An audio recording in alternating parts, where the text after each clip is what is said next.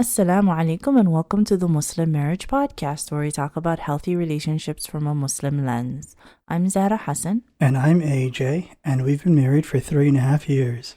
And this week's episode is entitled, Should I Remarry After 2 Months?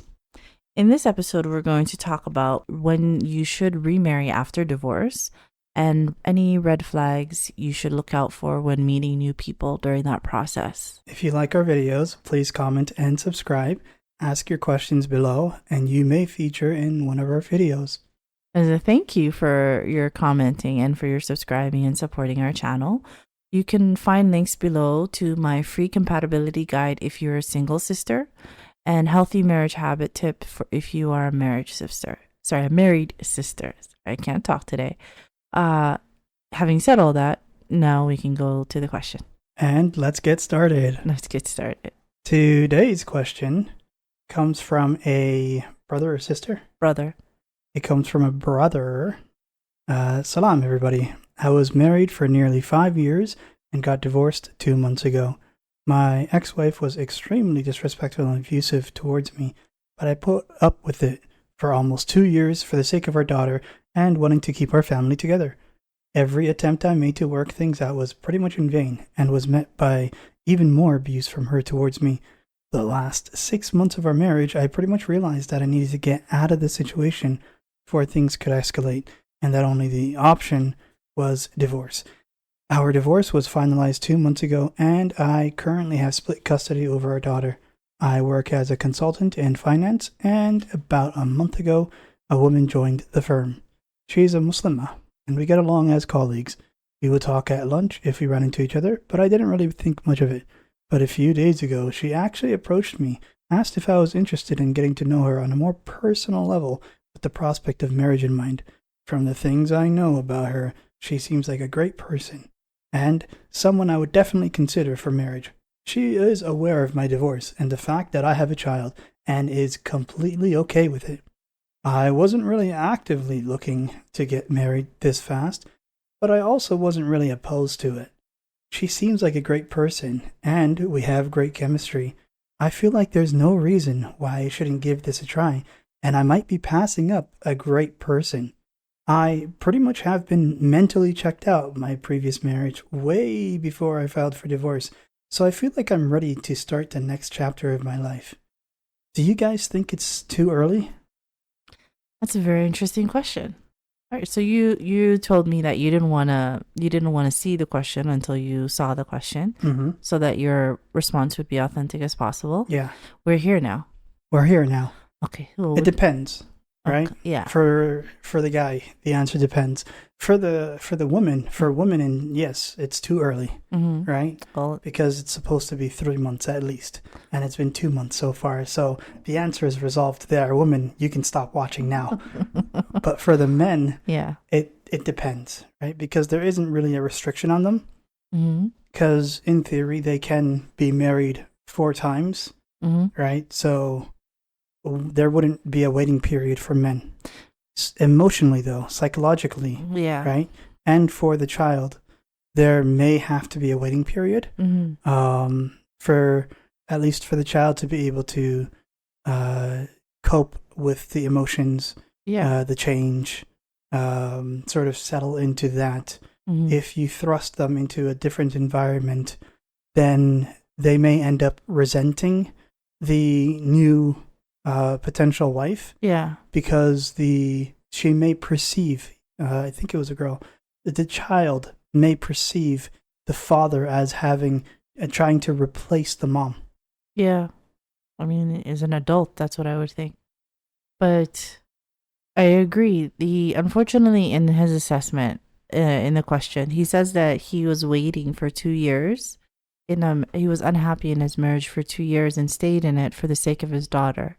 But in his description of this new person and whether or not he should follow through with this new person, he doesn't really mention his daughter. Yeah. So that is a very, very, very important consideration, because if you put yourself in the shoes of that child, I don't think he mentioned her age. I don't remember him mentioning her age, but who is going through the upheaval of one of her parents moving out, of not seeing them together anymore, which is anyone who's experienced divorce at a young age knows is not easy. On top of that, your father is now with somebody else that you have to get to know.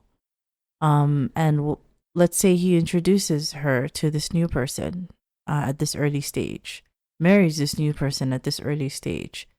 He doesn't even know if he's ready yet. That's why he's asking the internet. Yeah. So he's not even sure whether or not he should be getting remarried, because whether or not he would be ready fully at this point. And therefore whether or not this situation would work out. So he's now potentially introducing his daughter to a situation that might not work out, where that risk is bigger than at baseline, right? So there's a lot of considerations related to his child that are not there. Let's put all of that aside. And let's say that he mentioned that he was getting past he was pretty much done with his marriage for 2 years. Yeah. I went and I read down into the comment section, and he said that the separation had happened 6 months prior. Sorry, 4 months prior. In any case, it would be 6 months total that they're separated. So about 6 months that he's away from his wife, and he's asking, is that enough time to have passed at that point? Like, what would be some of the considerations of why not to go through with it? Well, before we get into that, right? Yeah. One of our very early episodes dealt with the divorcing before you're actually divorced, right? Yeah. Typically, women would be the ones that would have emotionally divorced before the full divorce, but the men wouldn't have. And so the woman would usually be the one that feels divorce the strongest in the moment. Yeah. But then the men would feel it later on. Yeah. Yeah, no, that's definitely. Before, when I was coaching men through their breakups and through their divorces, that is a pattern that I noticed, that quite often they would be relatively blindsided because they weren't paying attention to what their wife, or because it was non-Muslims, what their wife or their girlfriend was telling them at the time. But that is definitely a pattern that exists.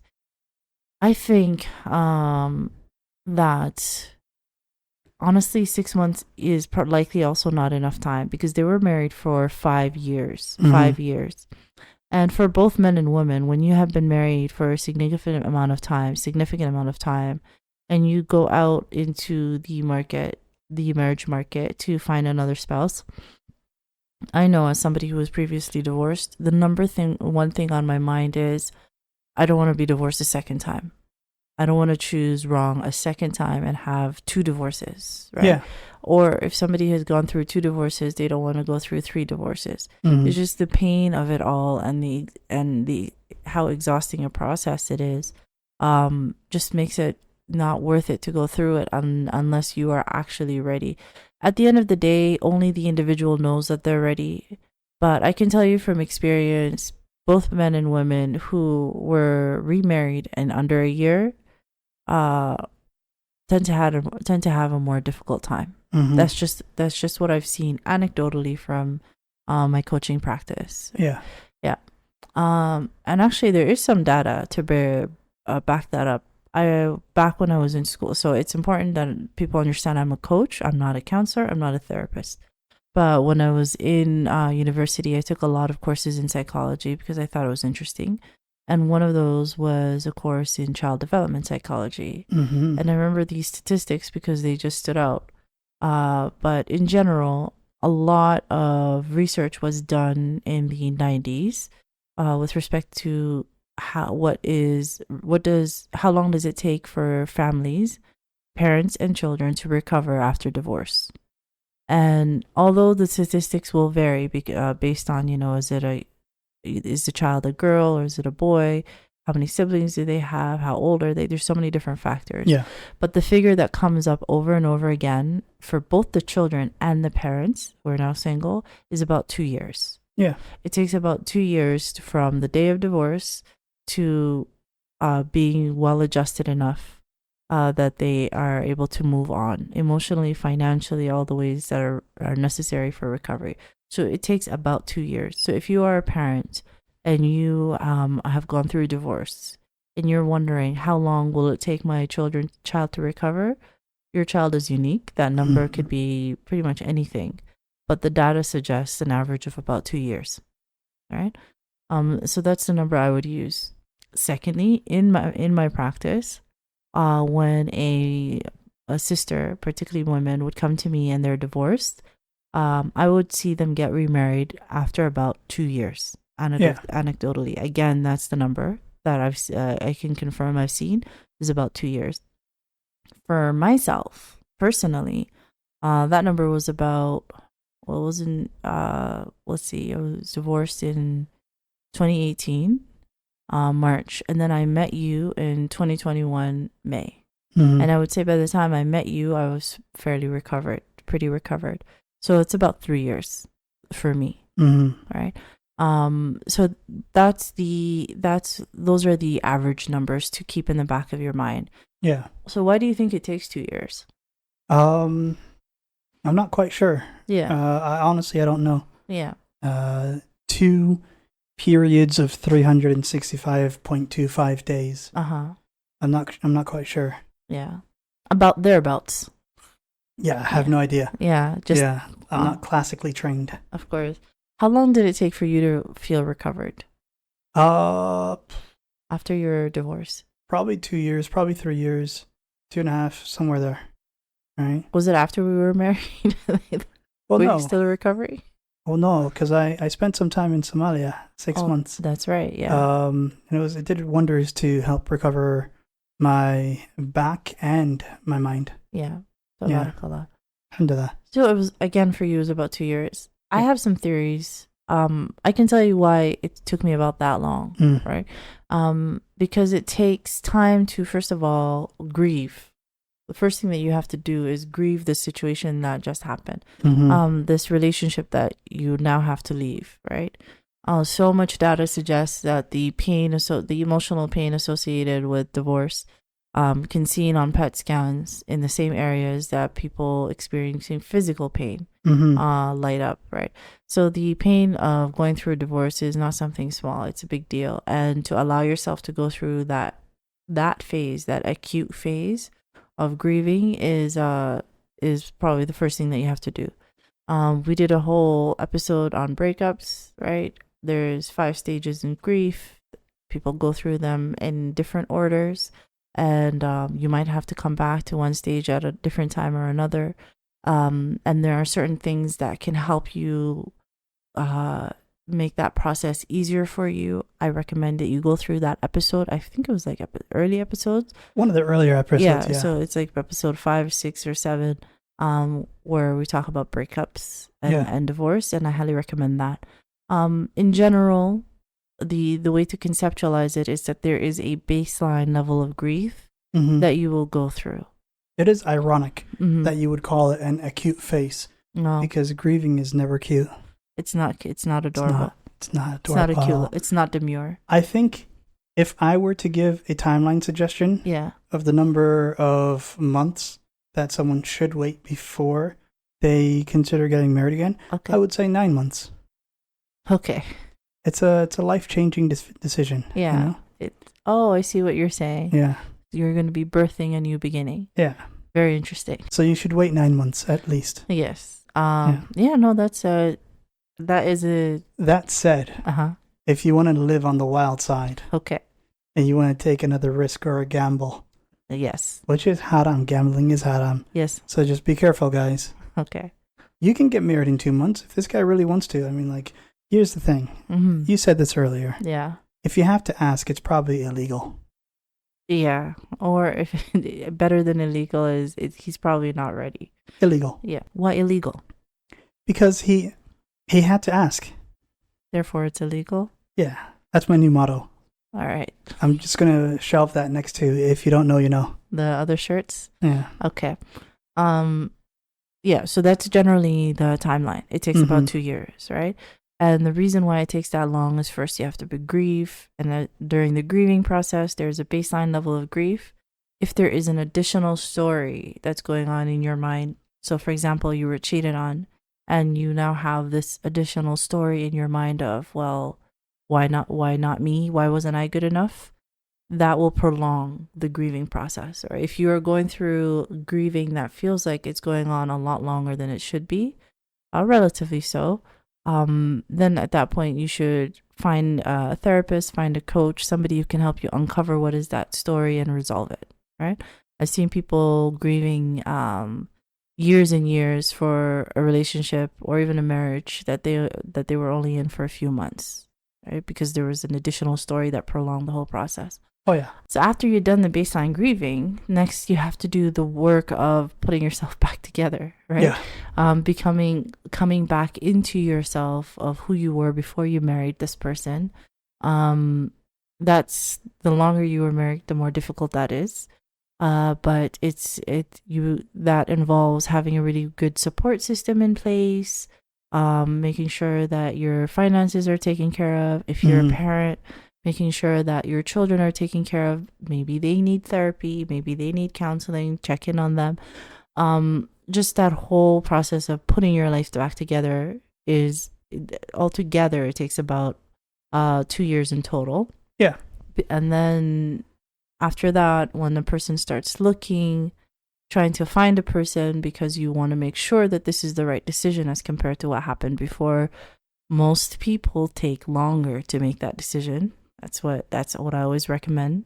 Exactly. The more vulnerable that you are, or the more that you have at stake, especially as a parent, it's a good idea to take your time with this decision. So from the day of divorce to the day of, we'll say, wedding of the new partner, all together is about 2 years. Yeah. Does that make sense? Yeah, it makes sense. That's what I've seen. That's what the data says. Okay. So that's how long it should take. The next question is, well, once I'm ready, right? Once I'm ready and I've done all this work, and my children are situated and everything's okay, how do I avoid marrying the wrong person a second time? What are the red flags? Oh man, that's a wonderful question. Mm-hmm. Put them in life or death scenario. Okay, each person, one by one. Yeah. Okay, and then if they call the cops on you afterwards, they're not the one. But bonus, take their phones away.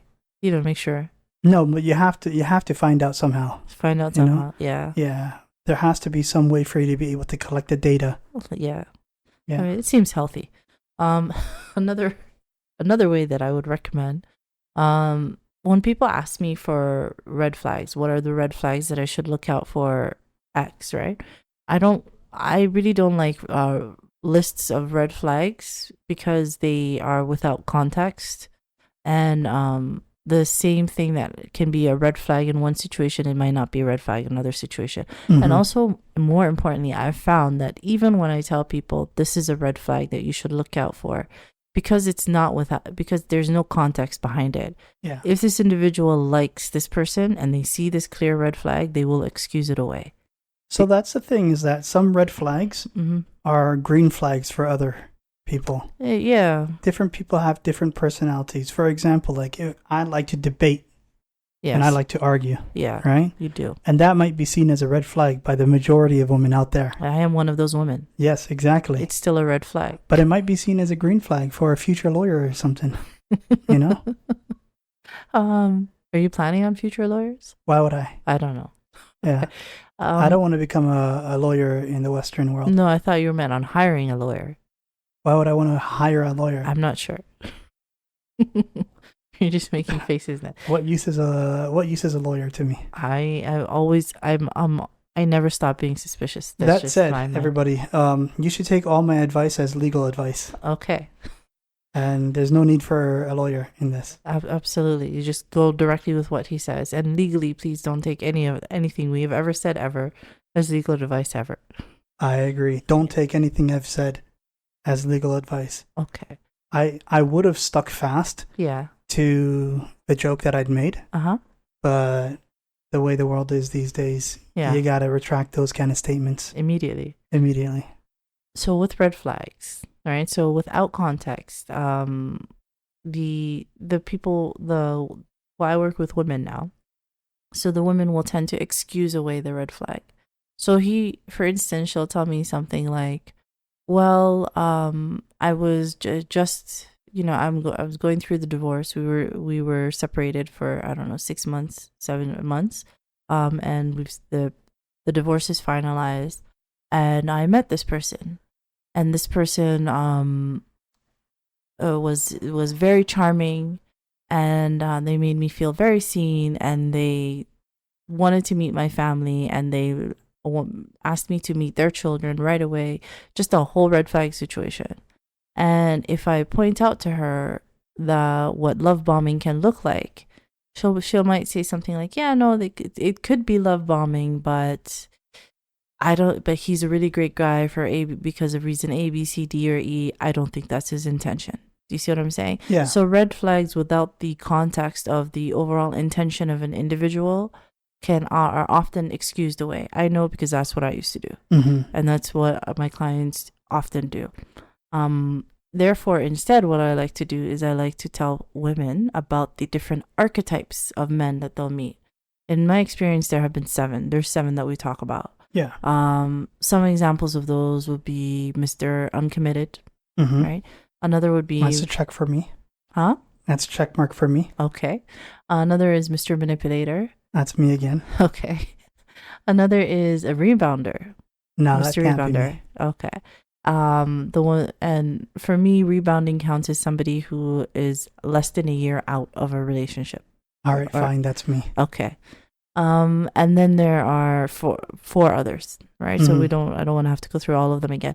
But by understanding the overall archetype and how this archetype will present, and when you start seeing the way this person is interacting with you, and you're like, oh, I think this person is rebounding, right? I think this person is rebounding because they told me they're only 6 months out of their marriage, and that he keeps talking about his ex-wife. And he still seems very angry. I think he might be rebounding. He also says that he's a center for the NBA. I mean, that might be a green flag, depending on who you're talking to. Yeah, but he's also rebounding. Is he? I didn't see that coming. That was really good. And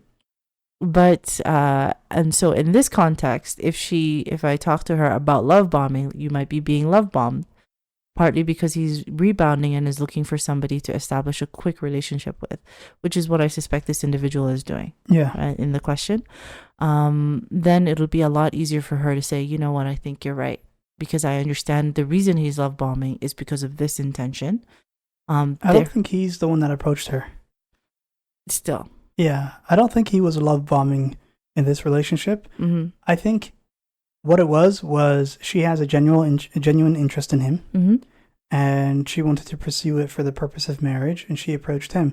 Yeah. And then he is wary, skeptical. I mean, he likes her back from the sounds of it, mm-hmm. But yeah, I don't see the love bombing in this case. No, I'm not saying that he's love bombing. I'm saying that it's possible that he might be rebounding.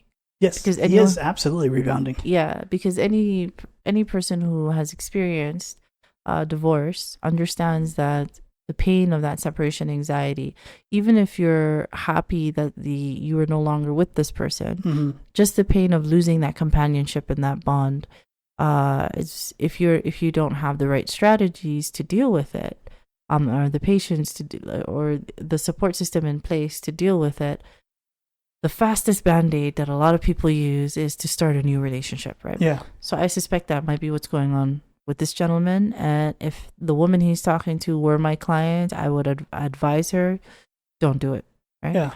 But my point is, when you are talking about red flags in the context of an overall intention or archetype of a person, it's a lot easier to walk away. Mm-hmm. And therefore, I think archetypes are much more useful than just lists.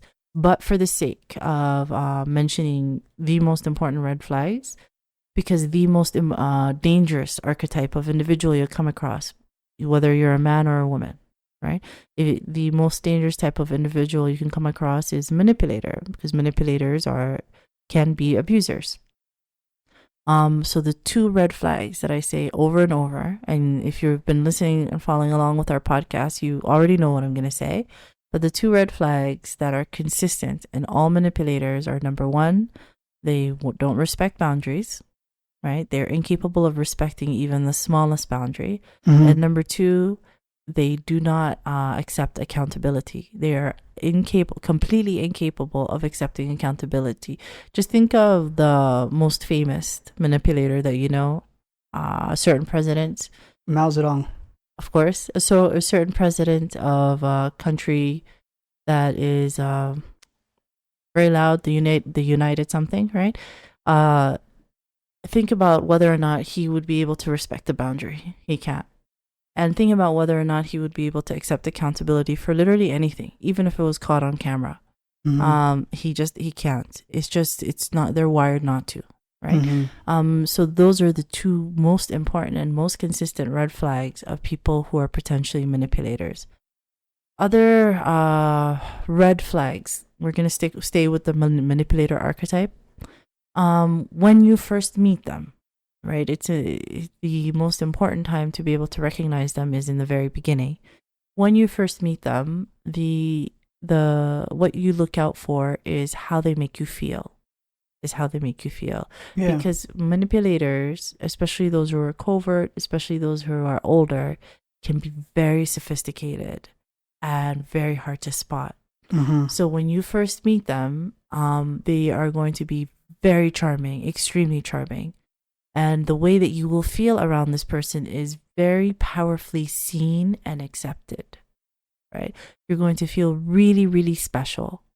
And especially if you're coming out of a divorce where you hadn't had a chance to feel like that in your marriage before, and you were going through this separation anxiety and there's this void where companionship used to be, you are even more vulnerable to this tactic of making you feel really seen, really special, really accepted. Yeah. So be wary of new people who come into your life at that moment, especially new people that are very charming, right? Mm-hmm. And of course, there's the love bombing. Of course, there's the future faking where they make a lot of promises and all of the things that you've heard about in other places. But the most powerful indicator in the beginning is the way that they make you feel. So those are just general red flags for particularly manipulators. And but it's more important to understand the full archetypes. If you want to go through what the different archetypes are, because you are in the process of searching for a spouse and you want to have an idea of what are the different kinds of men and how they present, I hold a workshop, dating app training, where we go through the number one, the most common type, and number two, the most dangerous type, the manipulator, in some detail, and including a lot of practice from bios I pulled from the internet and inbox conversations that I've created. So by the time you walk away from the workshop, you should be able to spot these individuals right from the beginning. Immediately. This workshop is only an hour long. It costs $25 Canadian, and 100% of those proceeds are donated to charities serving children in war zones. Right? I think, with respect to this gentleman's question, is there anything that we're missing? Honestly, I feel like it all really comes down to protecting the child. You know? Absolutely. Truthfully. Yeah. It however it ends up being a strain on their relationship. For whoever it is, like the coworker, and the guy, he could tell her, he could say, okay, well, listen, I'm just coming back from a divorce. Well, he already told her, it seems. I think we should wait a little while in order for my child to get settled before I look into another relationship. Exactly. But we'll circle back on this. Yeah. And his primary concern that he keeps coming back to is, well, what if I miss out on this human being? That's not how it works. That's not how it works at all, right? If you were somebody who's written for you, if in Islamic terms, if somebody is written for you, they're written for you. Yeah. Right? Even if you, even if you train a military weapon. Okay. at them. Please don't. But let me put it a different way. Even if you don't do this, but even if you just, swore at her up and down, went to her family, found her address, swore at her whole family up and down, and just was a terrible person. If it's written for you to be married to this person, you're going to be married to this person. And if it's written for you to not be married, you're not going to be married to this. It's just what it is. Even if you tell them you don't like them. Yeah. Therefore, so Islamically, there's no that it doesn't really hold up to say I might miss out on this person.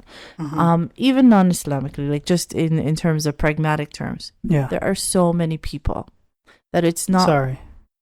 Fish. There are so many fish in the sea, and along with people also in the sea. Yeah. That it's. Yeah, but people aren't really attracted to other people, right? Like everyone's attracted to fish, right? That's why they have that phrase. Which phrase? So many fish in the sea. Why would they have that phrase if people were not attracted to fish? Honestly, that raises a lot of questions that I don't want the answers to. I'm not attracted to fish, right? I'm just a observant bystander. Of course. Because I don't use that phrase myself. It sounds fishy. I mean, very fishy. Okay. I let me try to remember what we're talking about. Have I succeeded in derailing you? You got me. You finally got me. This gentleman, okay, so when it comes to his point that he might miss out on this person, that there are so many people in the world, in this world, right? That he'll be just fine. That you, the listener, will be just fine. Don't ever be concerned about missing out on any particular individual. There are so many individuals that you can make a happy, healthy marriage with, right? And even more importantly, that it is not worth the risk. If you are for some reason not ready for marriage at that moment, right? And you are thinking of getting married to a person quickly simply because you don't want to miss out on this particular individual, the risk is not worth it. You don't want to find out the hard way that there was something that you were overlooking or that you got married too fast, right? Yeah, I mean, considering that he got divorced, means that he didn't take the time to learn about her properly. She didn't take the time to learn about him properly, which is what happened in my prior marriage. Yeah, me too. We never actually took the opportunity to learn about each other properly and our values and everything like that. Yeah. And I don't remember the specific hadith, but I remember it's a principle in our religion that don't do things hastily. Yeah. Yeah, just take your time, vet. There's a lot at stake. You're a father or you're a mother, you have a child. You don't want to go through the pain of a second or third or whichever number of divorce. The more you have at stake, the longer you take. Yeah. Right? So I think that we've answered his question. Yeah, hopefully, inshallah, we haven't missed anything. Yeah. If anyone is here in the comments, is listening and they have been previously divorced and then got remarried, we would be curious to know how long that took for you. Yeah. And how long you would suggest to people who are in that same position today to wait in order to be ready on average. Yeah. Do you agree with the 2-year figure or not? Yeah. Yeah.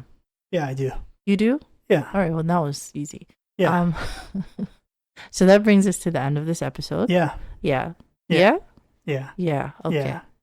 Yeah. Can you say literally anything else? Yeah. Okay.